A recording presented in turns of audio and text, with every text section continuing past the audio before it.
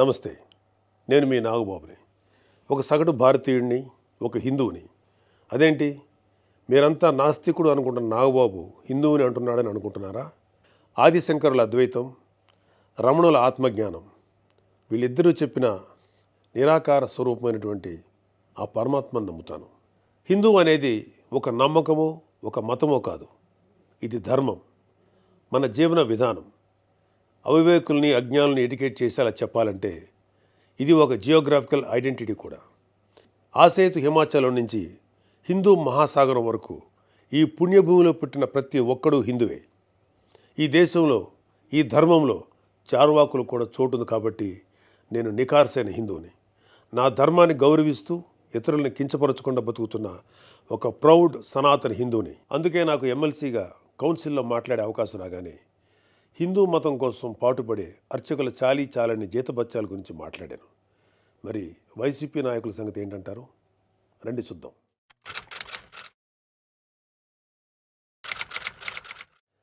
September 6, 2020 Antarvedi Shri Lakshmi Narasimhaswamy వారి రథం దగ్ధమైన రోజు. రాష్ట్ర వ్యాప్తంగా ఉన్న హిందువులందరి మనోభావాలు దెబ్బతిన్న రోజు. అప్పటి వైసీపీ ప్రభుత్వం ప్రతిపక్షాల ఒత్తిడికి తలొగ్గి కేసుని సిబిఐకి అప్పచెప్తామని చెప్పింది. కట్ చేస్తే 2023లో ఒక హిందూ హక్కుల యాక్టివిస్టు ఆర్టీఐ వేశాడు. దానికి సిబిఐ ఏం సమాధానం చెప్పిందో తెలుసా? అసలు ఈ కేసు మేము టేకప్పే చేయలేదని చెప్పారు. మసిపూసి మారేడికాయ చేయడంలో ఎక్స్పర్ట్స్ అయినటువంటి ఒక్క వైసీపీ నాయకుడైనా దీని మీద మీడియాలో మళ్ళీ మాట్లాడడం చూసారా? అయినా వీళ్ళకి అవతల వాళ్ళ పర్సనల్ జీవితాల మీద ఉన్న ఇంట్రెస్ట్ మన హిందూ దేవాలయాల మీద ఎక్కడ ఉంటుంది?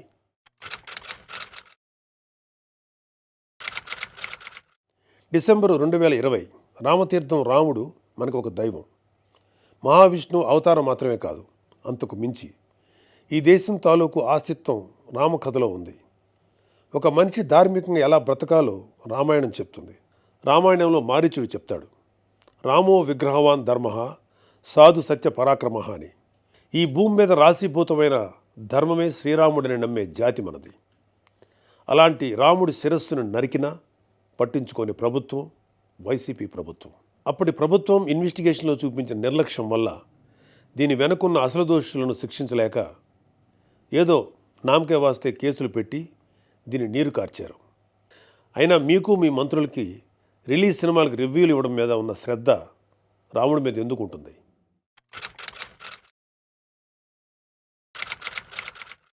జనవరి 22, 2024 అయోధ్య రామమందిరం ఇనాగ్రేషన్ కొన్ని దశాబ్దాల సుదీర్ఘ న్యాయ పోరాటం తర్వాత, కొన్ని వందల మంది బలిదానాల తర్వాత హిందువులు కలల కన్నా రామమందిరం కల సాకారమైంది. దేశమంతా ఒక పండగలాగా దీన్ని సెలబ్రేట్ చేసుకున్నారు. మన రాష్ట్రం నుంచి పవన్ కళ్యాణ్ గారు, చంద్రబాబు నాయుడు గారు కూడా వెళ్ళి అందులో పాలు పంచుకున్నారు. కానీ ఈరోజు హిందువుల మీద ఎక్కడ లేని ప్రేమ వలకపోస్తున్న వైసీపీ నాయకుడు గారు కనీసం ఫార్మాలిటీకైనా ఒక ట్వీట్ కానీ ఒక వీడియో బయట కానీ పెట్టారా? పోనీ మీ స్టాండ్ ఏంటో ఓపెన్గా ప్రజలకు చెప్పే దమ్ము అయినా మీకుందా? మీకు వ్యతిరేకించే ధైర్యం లేదు, అలా అని అభినందించే సంస్కారం అంతకంటే లేదు. వెరసి మీ మనసులో హిందువుల మీద కుళ్ళు కుతంత్రాలు తప్ప ఇంకేమీ లేవు. టీటీడీ భక్తులకి భగవంతుడిని దూరం చేసిన వైసీపీ పూట గడవని పేదవాడి దగ్గర నుంచి వజ్రాల కిరీటాలు చేయించే కోటీశ్వర్ల వరకు అందరి కోరిక ఒకటే, ఆ కలియుగ దైవమైన వెంకటేశ్వర స్వామివారి దర్శనం ఏడాదికి ఒకసారైనా చేసుకోవాలని. ఒక సామాన్య భక్తుడు నెల నెలా డబ్బులు కూడబెట్టుకొని మరి ఆయన చూడడానికి కొండ మీదకి వెళ్తాడు. అలాంటి కొండ మీద అకామిడేషన్ ఛార్జీలు మీరు ఒక్కసారి ఎలా పెంచుతారు? నందకం, పాంచజన్యం, కౌస్తుభం, ఒకలామాత గెస్ట్ హౌసుల్లో 500కి దొరికే రూమ్ని 1000కి ఎలా పెంచారు? నారాయణగిరి గెస్ట్ హౌస్లో 1700 రూపాయలు చేశారు. ఇది సామాన్యుణ్ణి భగవంతుడికి దూరం చేసే ప్రయత్నం కదా? నువ్వు ఎవరిని, అదే ఏం మాఫియాని సంతోషపెట్టడానికి ఇది చేసావో అర్థం కారంత అమాయకులు అనుకుంటున్నావా ప్రజలు? దర్శనాలు సేవలు అయితే ఇంకా దారుణం.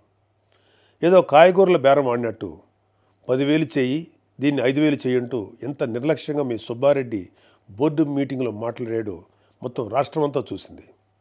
అంత చులకన మీకు హిందువులంటే.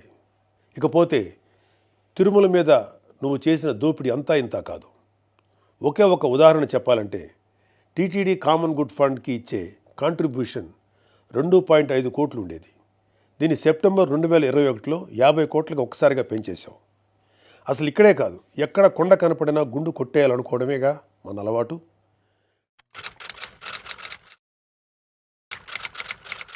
Declaration form. ప్రతి రిలీజియస్ ఇన్స్టిట్యూట్కి ఒక సాంప్రదాయం ఉంటుంది. దాన్ని గౌరవించడం మన ధర్మం. యుధా రాజా తదా ప్రజ అంటారు. నాయకులే రూల్స్ ఫాలో కాకపోతే ఇంకా ప్రజలు ఏం ఫాలో అవుతారు? అయినా బాధ్యత గురించి వైసీపీకి చెప్పడం చెవిటోడి చెవిలో శంఖం ఊదినట్టే. పవన్ కళ్యాణ్ గారు ఆయన కూతురు పొలినాని తిరుమల తీసుకువెళ్ళినప్పుడు ఆ అమ్మాయి మైనర్ అయినా కూడా ఒక గార్డియన్గా ఆ అమ్మాయి తరఫున డిక్లరేషన్ ఇచ్చారు.